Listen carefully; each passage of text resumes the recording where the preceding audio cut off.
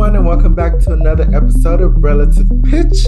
I hope that y'all have been enjoying our season so far. I know we've been enjoying being back and just having these conversations. It really just kind of rekindle, why we started Relative Pitch in the first place, which I believe one of our reasons for starting this podcast is to give the perspective of what young musicians are going through and the feelings of that from our perspectives as 20-year-olds in this music career. It's way different from the past generation of musicians and teachers, educators, performers. It is completely different. And that's because society is different now. But I've been thinking about this topic for a little while of just, people saying, oh, you're young, you got a long time before getting to certain places, or oh, you're young, you can do whatever, or maybe take your time and do it this way. And in my head, I'm like, I know you mean well. I do. I really understand that you mean well, but we live in a society where we don't have that time. Like that time is not guaranteed to us as maybe it was generations before us. And I also think when we say that little sentiment there, we we take away people's identity a little bit. Like I'm a Black gay man in this predominantly white institution. So my timing of things, I cannot just sit with my hands under my ass and think that in 5 years I will be here, because that's not guaranteed to me. As it might be for a person of non-color. So you don't want, I never want to say that to another person, because you don't know. There's nothing guaranteed to you in this field. So you have to work your ass off to make sure you are ready for those things. How do y'all feel about that? Meech. To piggyback on that and to expound how I feel, I also feel like the finish line has moved. Like before, you would just go get your little degrees, not really make too much of a fuss, and go get you a full-time job. Even if it was small, it's still full-time. Now, you wouldn't even have to present anywhere, show anything other than you're just in school and you're really good in school. Now it's like, okay, where have you presented? Where have you played? Who have you played with? What have you done? Have you contributed to the field for a doctorate? Yep. You know what I mean? Like, and that's just for a degree that nowadays will not guarantee. You could get a full-time job on a master's back in the day. High school. With tenure. But now you want that tenure and you want that T word, you better give me the DMA or the PhD, and you better set yourself apart. And that's also not guaranteed. Right. But that's not even guaranteeing that you're going to land at a nice job. Like you're going to do all of that to be transplanting into the middle of Idaho. Shout out to my girls in Idaho. But you might be, in the middle of Idaho teaching at some podunk school. And you're like, of course, in your head, you go like, And you're I done spent all this money. I done got 3 degrees. I done presented this place. I done published this. I done performed here. And why don't I feel valued, completed, happy? All of the things that a previous generation kind of told us as we were going through it. If you do the hard work, it'll pay off. You'll get the job that you want. It'd be really great. That's working. And then like nowadays, like back then, you would have full-time trumpet professor, flute, director of bands. Now you do all this work and you are the director of bands and also instrumental studies, and you do teach all brass. That is your tenure track job. And sometimes not even full tenure. Sometimes it's just a lecturer. Correct. And so like, And that's like when I get the thing like you're doing so much, you need to slow down. You need to like I was thirsty. You need to slow down. You're doing so much. You're just like, why do you have to do that now? Why are you so concerned with like developing your resume and your CV and wanting to be busy? I'm like, I want to give myself the best shot possible. The minute I graduate, I would like to get a job. I'm still hustling that job, but in the words of Alexander Hamilton, I'm not throwing away my shot. Ooh, and I'm not throwing away No, my. wait, don't throw it away. Well, Lauren, first you go. I just have something on that road for that. Dude, no, say it. Say it. So I've been talking with some people, and I don't know, maybe this is just my mindset. It's just me, I'm just stating my opinion, but I don't think that you need to tie your name to a certain institution. Mm. Because someone had said to me recently of I don't know if I want my name tied to this specific institution because that's not going to give me a job or it's not going to do this, blah, blah, blah. And I'm like, first, how about you make a name for yourself without the institution? Because a lot of these places, what is changed from the previous generation to now, most places want to see what you have done outside of the institution that you are currently at. Mm. So, and if you are just doing everything within your institution, if that's the only thing that is shown on your CV, you are no longer you're not a standout. You're like, okay, well, that was what was asked of you, or that is what was expected of you to do. So there's really nothing you've done outside of this. And maybe that's just my mentality of like, maybe because I've had an experience where like our first institution to me did not pour into us as much as we poured into that. So maybe I'm a little jaded.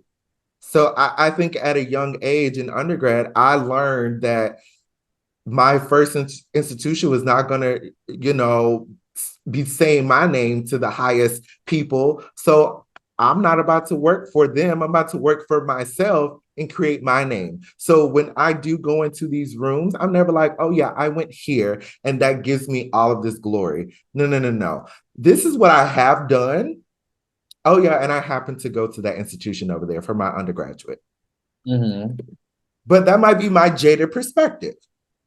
No, I don't think it is. I think too often people rely on the big name institutions to say, I went to blank. I went to the University of blank.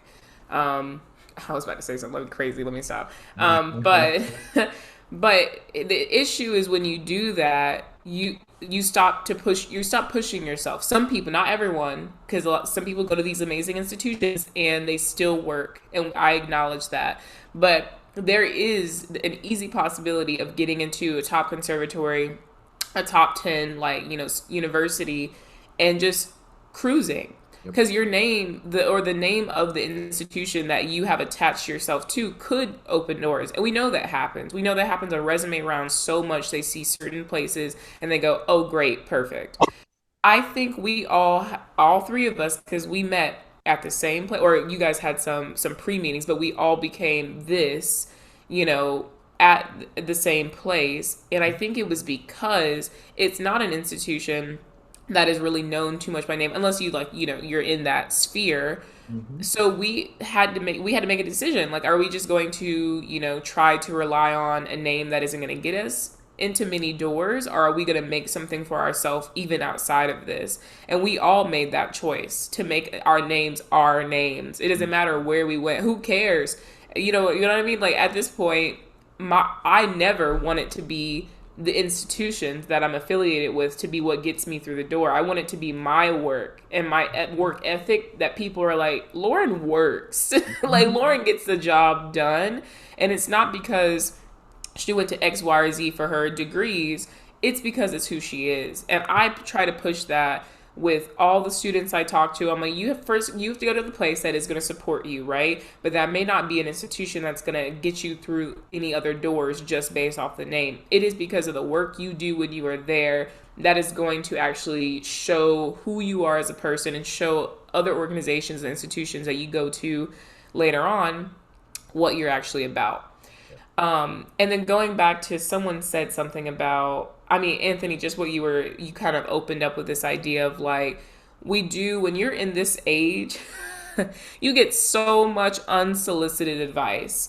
You get so much unsolicited advice from people who mean to do you harm, people who mean to help you, people who want to see you at your peak, and they think what they're saying to you is going to get you there. And you have to learn to identify who's who. Mhm. There are people who are going to want to see you go down the path they see for you, right? And maybe that path aligns with yours, and maybe that those are the people you want to listen to a lot. Maybe there are people who want you to go down their path that they did because they want another affirmation or something that like, oh, what I did was right, what I did was right, so I want to see another professional, another young professional do what I did and get to where I am. But you also have to realize, as a mentor, you have a responsibility to understand who you are talking to and the nuances of the information and advice you give to me versus you give to Anthony versus what you give to Michael. Because although we are all really amazing friends, besties, we all are different when it comes to the professional world, right? So you Right. can't try to give us all the same. I mean, in terms of like follow your heart, go the path down. That's the generic information you give to everyone. But like specific things of trying to say to all of us, oh, you should take a gap year. A gap year is going to help you. What do you mean? Like, Right. you know what I mean? Like, because maybe it could help one of us, but maybe not. You know what I mean? There's different implications for what a gap means for all three of us. So it is also a responsibility of you mentors out there to know who you are giving this advice to, especially when you are a person who is not of a marginalized like or a historically stigmatized community, giving that advice to someone who does come from one of those or many if they're have an intersection of those communities. So it's dangerous to be just giving. And also to the mentees out there, to the other young, like, pre-college, even in college, maybe you're about to apply for grad school, you have to know what you're about. Mhm. If I had swerved off the path that I'm on right now based off of what certain people in my life tried to tell me to do, I would not be where I am. I had to ignore some of the advice that was given to me, or like I had to let it pass through. Maybe not ignore, maybe I let it pass through, just in one ear, out the other, because I knew that wasn't for me. I was like, I understand where you're coming from, but I'm on a different path. I want something more for myself. And you are different. Mhm. All three of us here are so well accomplished already for our ages, but we all went down very different paths. We all now have different stories in our life, even though there's crossover and intertwining at like every year, every point, a lot of the points.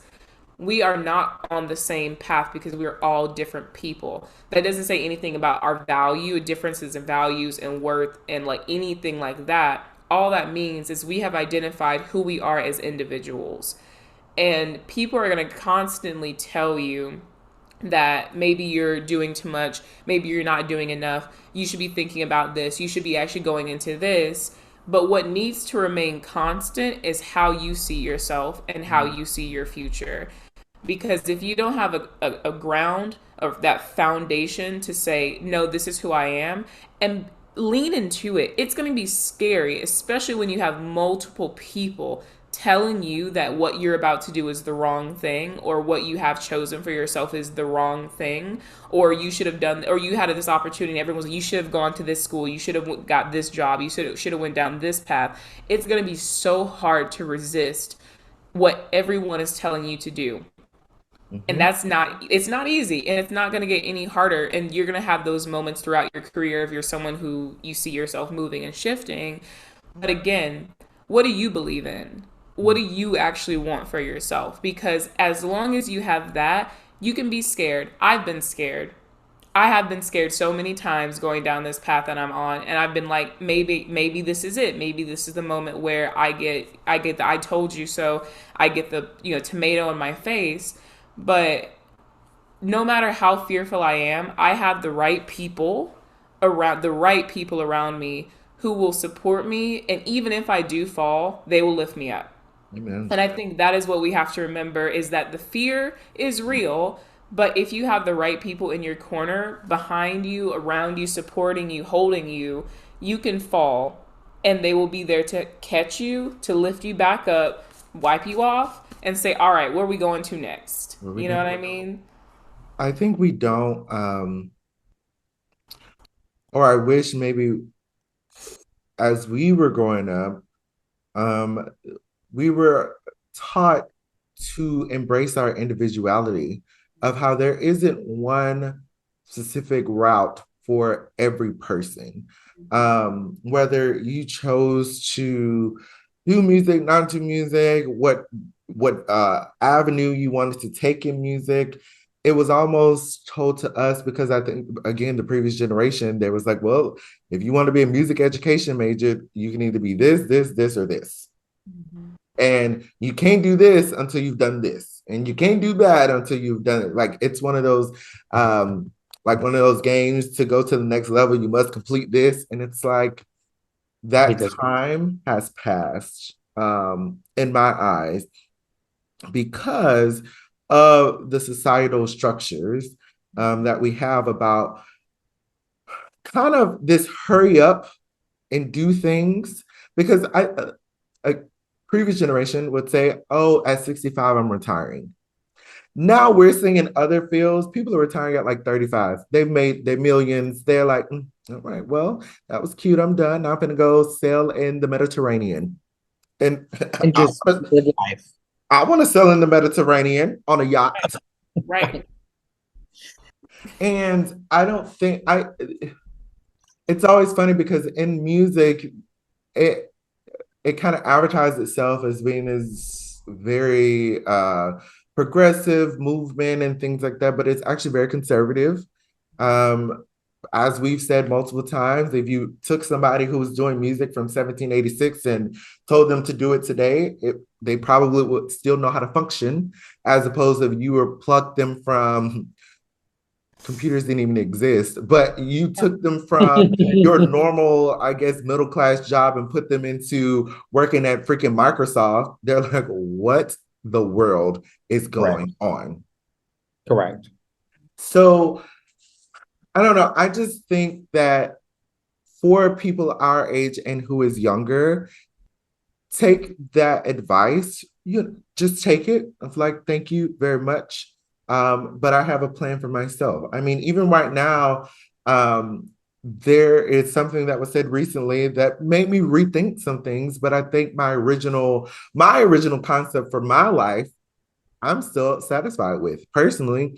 And if you would have told me 4 years ago this information, I would have been like, yeah, I need to go do what this person said because they know better. They've done this, blah, blah, blah. Now, and I will say the news is really great. Like the news is really great. But now I'm like, I don't think I want that right now in my life. And that's okay to say. And I'm saying it's okay because I know for a fact, regardless of what I do, I'm gonna be fine. Mm-hmm. I'm going to be fine. I've worked my behind off to create my name so that when I am ready, I'm going to do it. And I just always remember my parents telling me, don't let nobody push you to do anything you don't want to do. Don't let anyone make you feel like you have to do something. And especially when it comes to music, they tell you, oh, you got to spend 5 years doing this. You got to do years. No, I can split it up how I want to. I can do what I want because at the end of the day, it's your name. Correct. That really is a word of advice of everybody can say a million of things to you, but the only person going to sleep at night in your bed is you. Is you. Unless you got an eligible suitor. Now that's a different story. And that's what I was saying. I was like, I'm gonna be a rich person. Driving around Tesla, saying no to things. Just like, hey, can you come do this? No. But like you add a little heart after, so it's like you let them down easy. No. Yeah, honestly. But yeah, there's a lot of preconceived notions of what we should do to attain a certain career. But then, like, what we don't discuss is lifting up the rug and checking under the bed and the dirty details of careers. Mm. Right.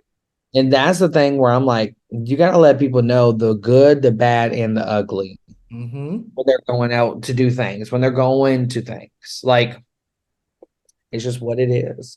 And you cannot let anybody determine your career, your life, and what you want to do. Mm-hmm. Find what you want to do, and that's it.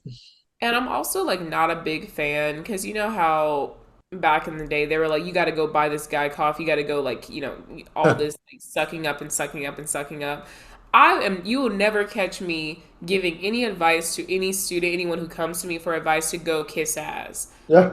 Because for me, like, if I have to do all of that for you to show any interest in my well being, if I'm coming to you as someone who's like, I'm seeking advice, I'm just wanting to know from your experience, your knowledge, and you are someone who's like you. Here's the difference. If you just are a person where you don't want to do that, that's different. If you're a person who you only respond to people like that if they're bringing you your favorite coffee every day, they're like sending you anytime you post, they're like right immediately there, like big fan always. They see you at a conference and they run up to you like you're Barack Obama all the time. If you need that to feel like you want to personally invest in someone, you are doing things for the wrong reason. And I will never, ever, ever suggest anyone to stoop, because that is stooping to that level. If you are someone who you've done that before in the past, and maybe now you've realized that that's what was happening, take a moment. Don't like judge yourself. Don't even blame yourself for doing it because there was a reason why you thought you needed to do that. But I want you to now think about, did that really help? If it did help, was it worth it? Is it something that you actually see value? Does that person see you for the value of you as an individual, or do they see you as another groupie? Mm. Mm. Mm. Oh, oh, Lauren. One, you're saying this, and I know you mean this like completely transparent, honest, but in my messy, shady mind, I have so many names that like fit into that Wait, category. wait. The unspoken. I'm trying to summon them. Mm. I'm hoping they're watching. Ooh, Because Oh, I promise you, kissing up ain't gonna get you nowhere. ain't gonna get you nowhere. Like, yeah, let me just stop. oops, because Well, right. he finna get caught up. About to catch the spirit in the wrong way. Right. The spirit is in the room right now. The spirit is in the room. Yeah, if that is your thing, of kissing up, let's not do that. Let's make that a pact that Mm-hmm. we're no longer doing it. Like it's cool to have people that you aspire to be, that you're like, wow, I like taking, either what they've done and apply it to my career. But as Lauren said, like if you see them at a conference and you just go up to them and then have pointless conversation or just continue to have these random conversations just so that you can be in their face, really, what is that doing? Because when you think you've gotten in and then you're like, hey, I'm looking to either go to school or have a job, and they're like, red. Ooh, but And that's it. Because you were superficial. You were not genuine. If You you were show genuine, yourself. You did it. like if you were genuine and you actually wanted to get to know this person, mm, you would get to know this person. Yes. I And there a connection will be made. right. I think that people underestimate the version of connection of, because you have such an affection for the person doesn't mean that it's going to be responded to you. And then that's okay. You just right. go on and be like, all right, well, I know that answer, and not force yourself to, and what's really dangerous is when you try to change yourself to fit within that perspective. Because that's what No. I would never do. Like there have been people that I have met that before I met them, I really, really enjoyed them. I loved, their work and everything. And I met them and the conversations were dry. It was dry. But that tells me a lot. They just know my natural personality and your natural personality. We will not work together very well for the next 2, 3, 4 years. And that's actually, I'm so thankful for that because that told me right then and there. But it Exactly. was cute. We had a little moment. Right, we had a moment, and we know of each other now, and that's all that is really needed. I don't need anything else. There are people who will just come around and just have these points. Like I have, oh Jesus, I'm trying to find. I'm trying to find it. Find them. I have been in spaces kind of recently where I have just been observing people and their natural they're like natural way of doing things, and they're like natural one person's natural way is really to just fill silence with talking, random talking, and I call it the white man speak. Michael, can you confirm or deny? Mm. I plead the fifth. Ooh. I have gotten better. I know this ain't about me, but I plead the fifth. And look, so anybody who's listening who probably was like, did Anthony just say white man speak? Yes, I did. Yeah. And look, Michael just said Michael knows this about himself. Because I'm telling y'all, if I'm up in a car, I'm talking. And it was And let me tell you this. Let me tell you this. I don't need you to respond. Just let me talk to myself. But that's the thing, especially when Michael's around other Caucasities peoples, they will also talk, and I'm just sitting here. Ooh. Right. Because Because what do I have to say? What do I have to say? Because this used to happen all the time because we would be in one of our cars a lot all the time in undergrad, and there are moments where I'm just sitting on my phone. I'm like, I'm on Twitter.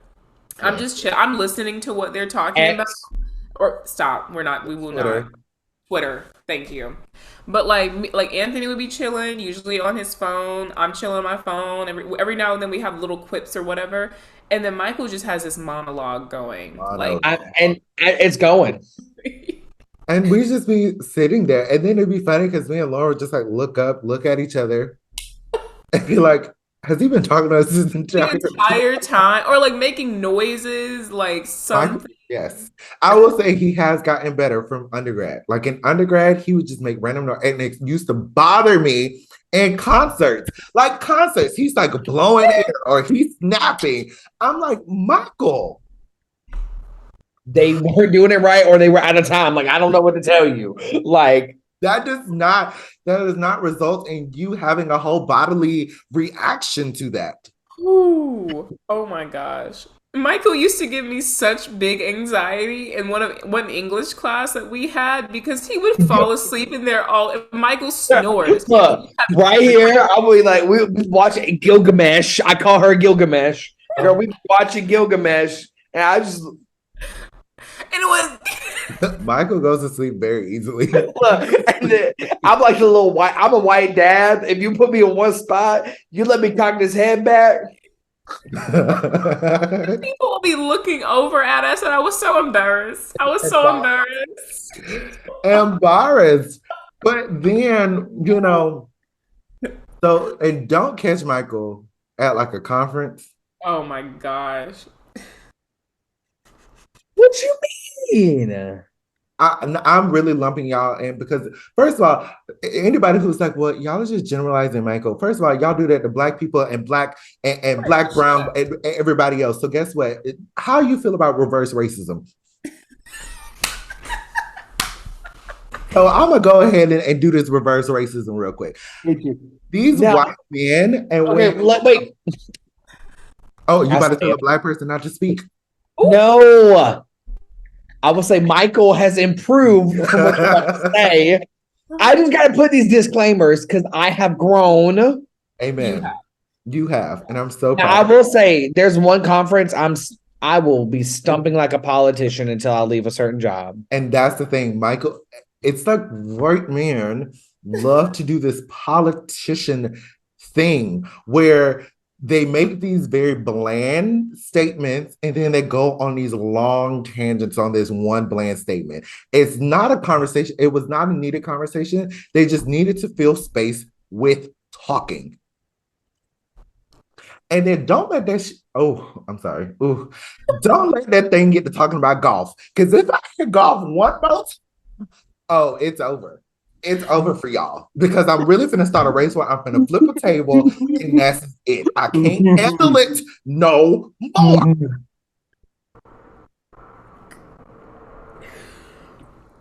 I will say I have gotten better at like the bigger conferences. I'll just like shake your hand and keep moving on, or just say hey. But when I'm at GMEA, I gotta be stumping, and I'd be stumping like a good old politician. Girl, Well, listen. I'd be I was just giving the gospel of UNG. at Midwest last year. It was me, Michael Lauren, and then two other individuals. Ooh, Michael, I was so Michael was like fully engaged. I was halfly engaged, and Lauren was just not engaged at all. at all. And I feel bad. It's my like I just feel bad. I was because I know y'all are not fully engaged, so I feel like that's when I carry the team, and I will be engaged for us as a trio yes, because until I get the hint that we want to leave, and then I will disengage, and it sometimes is abrupt because I'll be like, my grandfather's calling me. mm, Oh, not you speaking of Pawpaw's name like that. He do Pawpaw, be calling me. He do be calling me. I mean, it's not a true lie. yeah. It's very stretched. Ooh, Sometimes I might be calling him, but he do be calling me. Exactly. But I just remember Michael was completely just talking. And honestly, like I started out engaged in the conversation and then it just kept going on. And I'm just,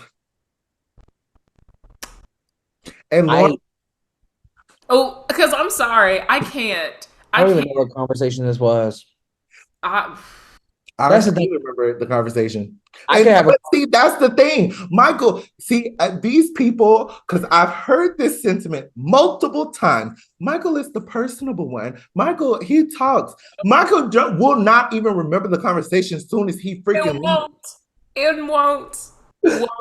I Feel could like talk that's to a racially door. motivated too. I feel like that's racially motivated. Of I could course, you talk would to a say, door. of course, you would say the one white man in his trio right now is the most personable person. Really? Re- Come on now. Come on now. Really? Because he's fake listening, and that's another thing about you I'm Caucasian. not fake listening. I am listening and engaging in the conversation at the time. If it does not pertain to me and my career and what I'm doing, that thing goes in the trash. And my trash gets emptied every 3 hours. I got too much stuff going on in my head. That's fake listening. No, it's not. I and engage, I engage with you in that conversation in that moment. I gave you what you needed then these in that people are moment. like, oh my gosh, Michael was really listening. Michael like knows us. He feels us. I'm like, Michael don't even care. He don't really know y'all like that. Doesn't. And it's so, but that's the thing is like, you are awarded that. And for like me and Lauren, we would never get that simple power of just that. Oh, like they're really listening, baby. If it's not affecting me, I truly will disengage from the conversation. Goodbye. I do Goodbye. that quite often. I There. even at right now, the job that I'm in, we'll be in a whole little circle, and one of my colleagues was like, "You just zoned out, didn't you?" I did. I was sitting here.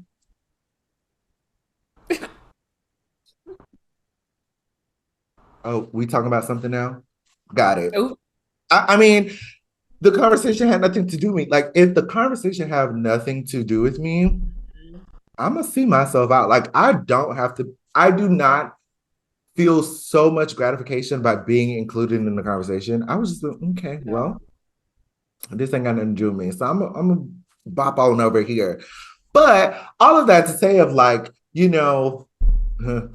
as 20 something year old people in this career, you have to do the whole like uh being what's the word? What's it starts with a C, I think.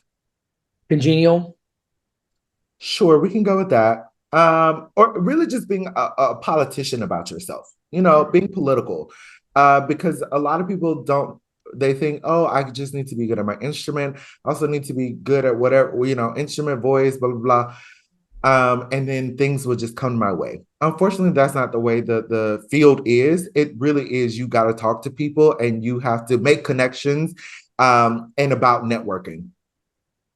Right. And like what me and Anthony are like saying our experience has been has not been us being like cold and cruel to people and for networking opportunities. If I need to network, I'm gonna turn it on. I'm gonna be going up to people, hi, I remember I saw you doing this, da da da. But it's from a genuine like point of view because I actually want to engage with you because of something I've seen you doing, et cetera, et cetera. But in general, like I'm tired. My social battery, especially around large crowds of people, Yes. is drained very quickly. So I know for me personally, I don't have extra power the way that other people specifically, like in this context, Michael has a lot in terms of like battery power when it comes to that. I don't have that. So my conversations have to be very meaningful and very direct. And then as soon as I'm done with them, I disengage so that I can reserve that power, go to the next person, start using it. But these little small little like chit chat, like shooting the shit, all that type of stuff where it's like with people who I don't really necessarily connect with, I just don't have the energy for that. So Same. if you see me going or I'm on my phone, it's because I cannot give you. If you start engaging me in a meaningful way, then I might get like, oop, I have 5 more%. I can use that. Like, but I just, you know what I mean. I can't just go around pretending to like everybody because I don't, and that is just the truth. I will say Michael has done better. I can now track social batteries better of my two colleagues. Lawrence is very easy to tell. She get to look at her left eye. It ain't her right eye, it's her left eye. She get to look at her left eye and she's like, I'm like, oh, heard.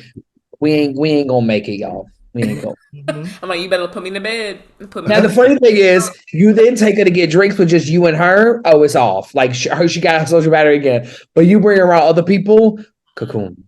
Yes. Well, I think that I know the misconception of me is that I'm just this extroverted person, and I'm just like I'm an extroverted introvert. Like my normal tendencies is very introverted. I can be by myself for the rest of my life. I am It totally fine. could. It could. I am an extrovert who wants to be an introvert. Exactly. See, that's the thing. He's like one of those Tumblr girls where it's like, they like writing their little stories, like they're such an introvert, and blah, blah, blah. But in real life, they're out here in these streets. Ooh. So, but like that with that, and something that Lauren said of when I do have conversations, I would like it to be meaningful, and I would like it to we really engage on something not superficial. Like I'm really bad, and I'm not going to work on it, of superficial talk. Like the conversation just like shooting the shit. Like I don't do that. If you come to me, let's actually have a conversation because time is precious. I could be doing something else right now. Yes. I could be doing something else and probably something that I actually care to do. Which, again, in the career, you're going to have certain conversations just because you're in certain places. But I actually don't think that you really need to because you just stick to your guns like, hey, it's nice to meet you, Right. blah, blah, blah, move on. Like You, that. That's really what I keep it to. yeah. But I do want to say, Michael, we love you. Michael's like, is this an attack Michael day? No, we It love is. you. Maybe. I don't know. Damn. Maybe. I don't know. No.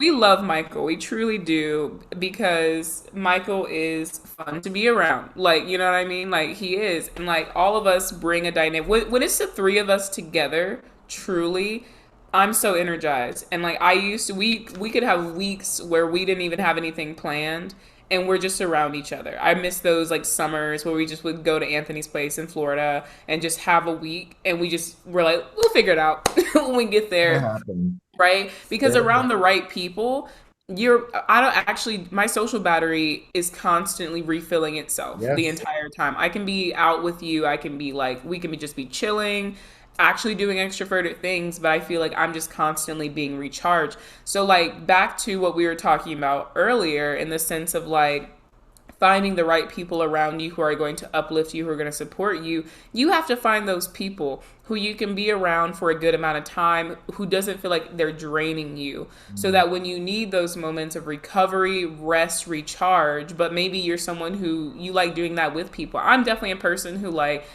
I enjoy finding other people who I can rest and recharge with. I love having friends who I can say, come over and let's just have a do nothing day. Like, let's just do something, just do nothing together. Yep. I personally love that. So if that is something you resonate with and you need, find your Michael and your Anthony's. Find them. They're out there. They want it. They are probably looking for you too, possibly. Maybe they don't even know they're looking for you. Mhm. But you have to, like, you just have to know yourself a lot, because there are other, like, both Michael and Anthony are like, no, I'm good being on my own. Like, I can recharge. I can have a full weekend. There are weekends where Anthony used to be dead to the world. You could not get in contact with that man. He was Dead. out. I had to. My battery Right. was gone. You had a Monday through Friday. That was all my battery Yeah. gave. Saturday and Sunday, don't speak to me. Don't speak to me. Exactly. And that's fine. And that's completely, that is, you just have to know yourself. And also can't, like, you can't blame yourself if you don't have the same level of engagement as other people. I used to, like, hate that I had a threshold. I used to hate that I felt like, I used to hate when I felt like I knew I was getting to the point of the end of my battery, because I could physically feel myself locking up to the point where Mhm. I could not engage with people. And I hated it. And I tried to fight it for so long. And then I was like, your body is trying to tell you something, babe. Your Yes. body's saying, hey, we should go somewhere else because you are not feeling comfortable in this moment. And that is okay. Mhm. So you just Yep. have, don't judge yourself. Find people in your life who will understand that and who aren't going to be like, they're a buzzkill. They don't know how to have fun, da da da. They just have to understand you. And they have to also understand that the environments you thrive in, the environments that you can thrive in for maybe an hour, maybe two, three if you have some libations, because that does sometimes change the thing. Like, ooh, am I in a party mood? Like, let's party, Right. because then I could go for a while, right? Yes. But you just have to know yourself. You know what I mean? Be patient. Be patient. And I also think that So, it's beautiful to grow as well. And that's the one beautiful thing I love about Michael is that he the growth, the growth. And I love that about you. Mm-hmm. Look at you. Look at you you. really have grown me so much. You have Truly. grown from the southern boy that we first met when we were freshmen in college. Bless it. Blessed assurance. Sure. Mm-mm-mm-mm-mm. See, we love that for you. Now look at you, a professor and everything. Bell. I know. Doing the Allegedly, good stuff. allegedly, Allegedly. Alleged allegedly, allegedly. professor. But but I mean, I hope that what something that we have said today has resonated with whoever is listening, especially if you were in the field. Just I think the biggest takeaway is don't feel like you have to take the pressures that other people put on you because that is not Mm-hmm. beneficial to your health. It's not beneficial to your career and be able to differentiate good mentorship versus they're just telling you something because they did it. Know the difference and find your individuality within your career. Don't tie yourself to an institution. Don't tie yourself to your instrument, your conducting, your voice. Be who you are and let everything else kind of blossom around that. Mhm. Correct. So I just hope that you take some of those with you from today on. And I hope that you enjoyed this episode of Relative Pitch. You know, we're always going to tell you the real teas. So we'll be back next week to tell you more real tea. But until next time, hope you have a great week. And we'll see you next week. Bye. Bye.